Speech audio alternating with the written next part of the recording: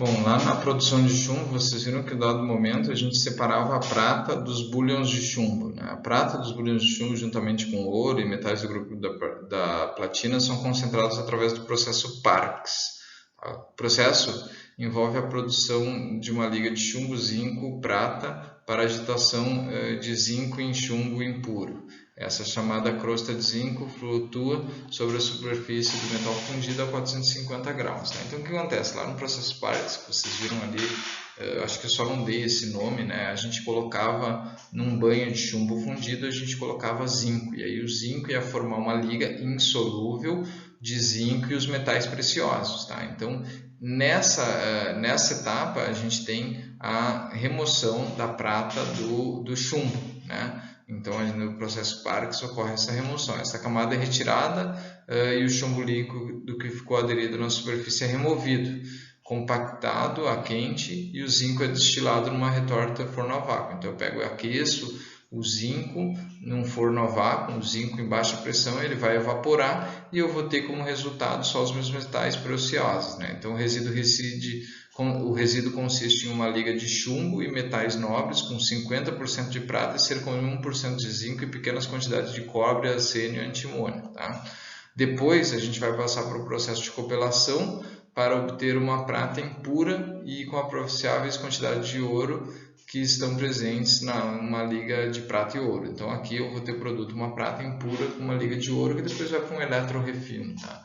Que é aqui, aliás, né? Depois da copelação. Tá? Então essa etapa é chamada de copelação. Eu vou pegar aquele banho rico em prata e outros metais aqui, chumbo e pequenas quantidades de cobre, arsênio, antimônio e bismuto, tá?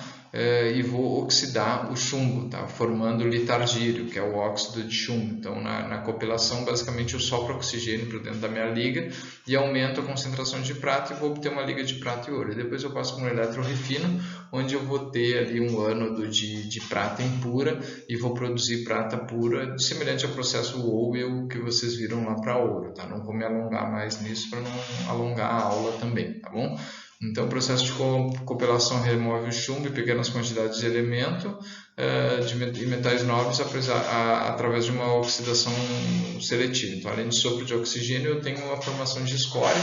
Aí vocês podem, se vocês olharem mais a fundo no processo, a escória envolve diversas adições diferentes, assim como carbonato de sódio, carbonato de cálcio e alguns vidro que é sílica basicamente, né? Duas espécies diferentes de sílica que vai formar essa escória e propícia para remover todos esses elementos. Tá? Então essa é a parte, é assim que se extrai prata a partir de minérios de chumbo e zinco. Tá? Lembrando que o chumbo ele ocorre com frequência junto com o zinco. Tá? Normalmente eles ocorrem junto, o que diferencia é só se tu vai querer explorar o depósito de zinco junto do chumbo ou não, tá? Porque normalmente o zinco é extraído num alto forno de produção de chumbo, tá bom?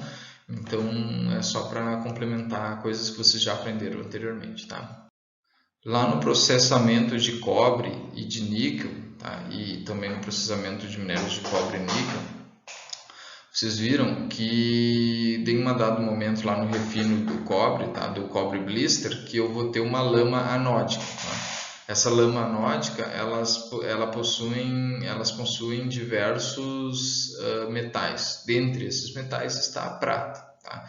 Então, o que eu faço? Normalmente a lama anódica, o que ela mais tem é cobre, que se descola do cátodo, do ânodo, desculpa, e vai se depositar no fundo da célula e acaba não sendo dissolvido, apesar daquele meio ali ser propício para a dissolução do cobre, tá? Ele acaba não sendo dissolvido e ele acaba se depositando na lama anódica. Essa lama anódica ela é peneirada, tá? Porque o único sólido da lama anódica, o sólido em maiores tamanhos é o cobre, então eu passo por uma etapa de peneiramento onde eu removo o cobre e aí eu vou tratar esse meu material com um processo de lixiviação, tá? Então o tratamento de lixiviação é feito em ácido clorídrico na presença de gás cloro, resulta em um resíduo que contém cloreto de prata, sílica e cloreto de chumbo, tá?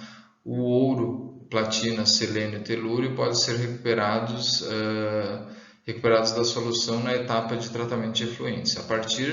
Posteriormente, os metais dissolvidos são precipitados individualmente no processo de Doré. As lamas anódicas já passaram por um tratamento e são tratadas com materiais formadores de escória e oxidantes por um longo período no estado líquido. Então, o que acontece? No processo de Doré, eu vou formar escória e vou oxidar, depois de lixiviar lá o que não me interessa, né? Eu vou ficar com um metal ali, e aí eu vou ficar com na prata, uma prata impura, e nessa prata impura eu vou produzir, através da oxidação, eu vou oxidar os outros metais e produzir uma prata de maior pureza, tá bom? Então é basicamente assim que se produz prata quando a gente tem minérios de cobre e níquel. Então a gente passa por um peneiramento, se livra do cobre, passa por uma lixiviação, se livra do que não é prata, e aí finalmente a gente começa a tratar a prata através da oxidação de outros metais, produzindo uma liga de ouro e prata, tá bom?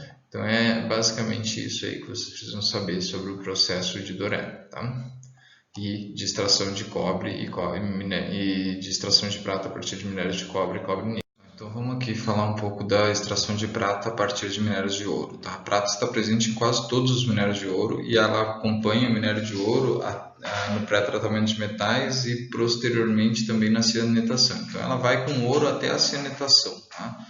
O ouro bruto, o ouro lá produzido, desculpa, ela vai com ouro até o processo de extração ali de obtenção do ouro impuro, né? E o ouro bruto, quando ele está associado à prata, ele tem de 10 a 12% de prata, tá?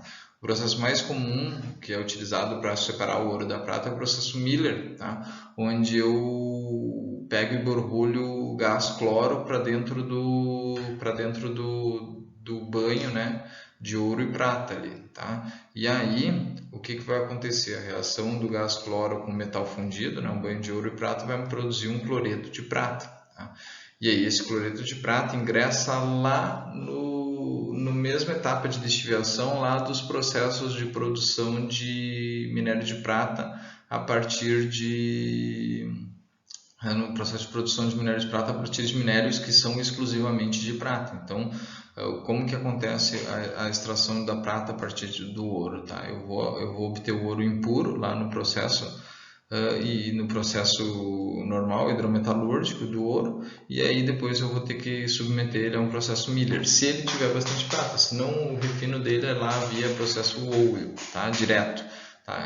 Depois do processo Miller, eventualmente eu faço o processo Wowell também, tá? Mas normalmente aqui, quando eu tenho um ouro rico em prata, eu acabo submetendo ele a um processo de lixiviação e posterior precipitação, que é basicamente a segunda etapa lá a etapa final do processo de produção de prata a partir de minérios de prata, tá bom? Então é assim que se produz prata quando ela está associada ao ouro, tá? Então vamos adiante lá na prata associada ao estanho.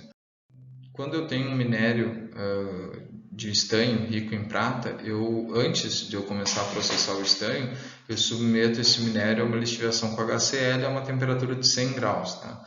O dióxido de estanho não é dissolvido nesse meio, entretanto a maior parte dos outros materiais, inclusive a prata, é dissolvido, tá? E aí posteriormente eu posso fazer um processo de cementação da prata com sucata de aço. Então esse é o meio de obter prata quando a gente tem um minério de estanho, tá bom? Então era isso, e aí a gente vai para a parte final ali falando um pouco de aplicações e depois finalizar nossa aula, tá bom? É isso aí. Em relação às aplicações, né, a prata ela apresenta um potencial de redução padrão positivo e por isso ela não é suscetível à oxidação por íons H+, tá, em condições padrão. Esse caráter nobre ele justifica a aplicação dela em joias e ornamentos, tá? Então aqui eu tenho só uma fotografia de algumas joias feitas de prata, né? Além disso, ela tem um poder bactericida e antifúngico que faz com que ela seja viável em outras aplicações de medicina, tá? Ela também possui uma elevada condutividade elétrica, e o que torna dela um dos metais mais utilizados para fazer contato elétrico em eletrônicos, tá? Então, se a gente tem ali equipamentos eletrônicos, televisão, celular, esse tipo de coisa, computador, ele eventualmente em alguns locais ali ele utiliza como condutor elétrico a prata, tá? Então por isso ela essa aplicação aí condicionada à elevada condutividade elétrica dela, tá? Outras, nas indústrias brasileiras, tem o consumo hoje em dia de prata se dá na indústria fotográfica, que é a revelação de fotos, que naquele método antigo, antes das fotografias digitais, então hoje cada vez mais escasso isso, perdeu bastante espaço. As radiografias, elas utilizam de compostos de prata para dar aquele contraste, né, que a gente enxerga os ossos na radiografia, né? E também na indústria de produtos odontológicos, ainda na esteira daquelas aplicações no ramo da medicina, né? E com certeza um dos maiores consumos ao lado da condutividade elétrica, né, de condutores elétricos em eletrônicos, as peças de joalheria e peças decorativas, tá? Então aí a prata é bastante aplicada nesses casos aí, tá bom? Então agora a gente vai ali finalizar a aula e era basicamente isso aí que vocês precisavam saber de prata. É um metal que tem uma confusão ali bastante grande de processos de produção, tá? Então eu preciso que vocês prestem bastante atenção ali nas diversas associações feitas com a prata, tá? Bom, pessoal, quero agradecer a todos que assistiram até aqui. Se for alguma dúvida, vocês podem me procurar em sala de aula, ou então vocês podem me procurar via Moodle, qualquer outro recurso que a gente tiver tecnológico, Moodle, Classroom, e-mail, WhatsApp, qualquer recurso que vocês encontrarem para me encontrar e perguntar essas dúvidas, vocês podem me procurar, que se eu estiver disponível eu vou responder, tá? E se eu souber também, né? Porque eventualmente também não sei a pergunta que vocês estão me fazendo, tá? Se você caiu nessa aula que não é do IFMS, você pode me mandar um e-mail, que se eu souber e tiver tempo eu respondo para você também, tá? Outra coisa bom, queria agradecer a todos por assistir até aqui, tá? E pedir desculpas aí se saiu algum som externo, tipo meus cachorros latindo, assim, que acontece devido ao fato de eu não estar num lugar ideal para gravação, tá? Então, quero agradecer a todos, desejar um bom dia, boa tarde, boa noite aí para vocês, e era isso, tá bom? Tchau, tchau.